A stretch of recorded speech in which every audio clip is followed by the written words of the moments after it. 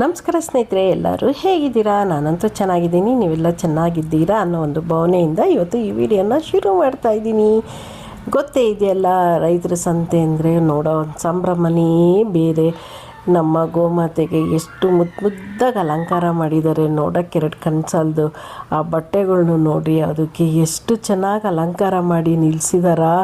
ಅಬ್ಬಬ್ಬಾ, ಎಲ್ಲರೂ ಬಂದವರೆಲ್ಲ ಅವ್ರನ್ನೇ ನೋಡೋದಾಗ್ಬಿಟ್ಟಿತ್ತು. ಅದ್ರ ಜೊತೆಗೆ ಕಪ್ಪೆರಾಯ ನೋಡ್ರಿ, ಈ ರೀತಿ ಮನೆ ಮಗ್ಗಲ್ಲಿ ಏನಾದರೂ ನೀರು ಇಟ್ವಿ ಅಂದರೆ ಸಾಕು, ಅಲ್ಲೋಗಿ ಜಡ ಜಡ ಅಂತ ಸ್ವಿಮ್ಮಿಂಗ್ ಆಡ್ತಾ ಇರ್ತಾರೆ.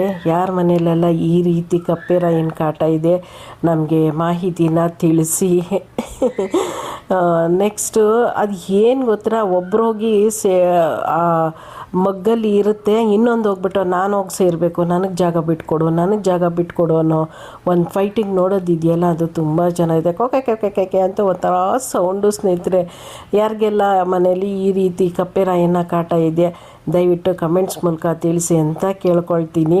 ನಮಗಂತೂ ಎಲ್ಲೂ ಒಂದು ಪಾಟ್ ಇಡೋ ಹಾಗಿಲ್ಲ, ಕೆಳಗಡೆ ಒಂದು ಮಗ್ಗಿಡೋಂಗಿಲ್ಲ, ಎಲ್ಲಿಂದ ಬರುತ್ತೋ ಗೊತ್ತಿಲ್ಲ, ಬಂದು ಸೇರ್ಕೊಂಬಿಡುತ್ತಾ.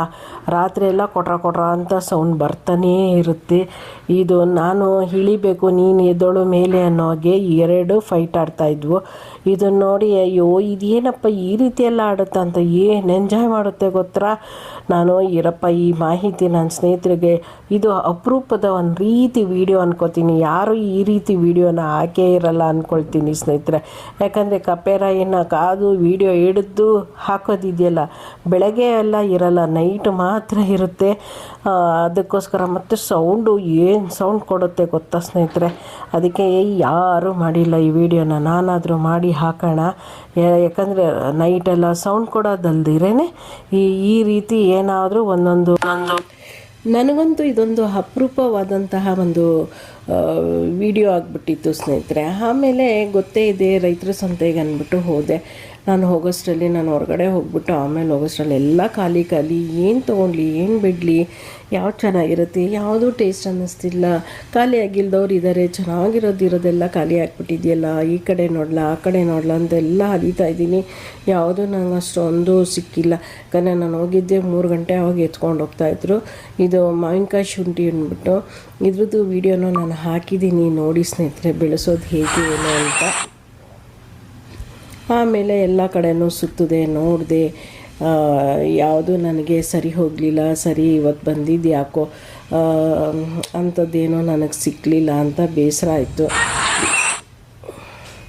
ಅದಾದ ನಂತರ ಏನೇ ಆಗಲಿ ಬೇಗನೆ ಹೋಗಿದ್ದರೆ ಒಂದಷ್ಟು ಏನಾದರೂ ಶಾಪಿಂಗ್ ಮಾಡಬಹುದಿತ್ತು, ರೈತರಿಗೂ ಸ್ವಲ್ಪ ಉಪಯೋಗ ಆಗ್ತಿತ್ತು ಅಂದ್ಕೊಂಡೆ. ಆದರೆ ನನಗೆ ಯಾವುದೂ ಸರಿ ಹೋಗಲಿಲ್ಲ, ಎಲ್ಲ ಖಾಲಿ ಬೇರೆ ಆಗಿಬಿಟ್ಟಿತ್ತಾ. ಸರಿ, ನನಗೆ ಇದೊಂದು ಅರ್ಧ kg ತೊಗೊಂಡೆ, ಮಾವಿನಕಾಯಿ ಶುಂಠಿ ಉಪ್ಪಿನಕಾಯಿಗೆ ಆಗುತ್ತೆ ಅಂಥೇಳಿ. ಆಮೇಲೆ ಕಪ್ಪೆರಾಯಿನ ವಿಷಯಕ್ಕೆ ಬರೋಣ ಬನ್ನಿ ಸ್ನೇಹಿತರೆ. ಕಪ್ಪೆರಾಯಿಯನ್ನು ತುಳಸಿ ಪಾಟ್ ಹತ್ರ ನೋಡಿದ್ರೆ ಒಳ್ಳೆಯದು ಅಂತ ಹೇಳ್ತಾರೆ ಸ್ನೇಹಿತರೆ. ನಮ್ಮ ಮನೆಗೊಬ್ಬರು ಸ್ವರ್ಣ ಅಂತ ಬಂದಿದ್ದರು, ಅವ್ರ ರಿಲೇಟಿವ್ ಎಲ್ಲ ದಾವಣಗೆರೆಯವರು, ಅವರು ರಿಲೇಟಿವ್ ಎಲ್ಲ ಬಂದಿದ್ದರು.